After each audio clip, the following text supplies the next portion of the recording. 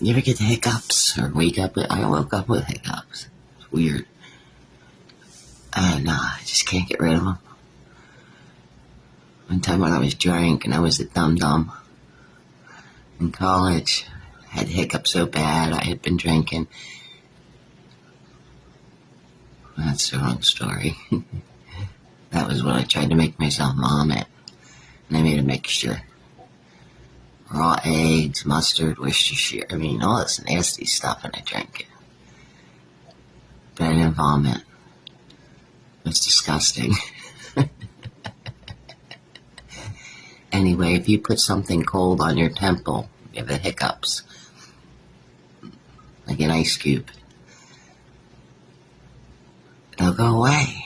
I think because you're distracted by the coldness, and you think about that, and you stop hiccuping.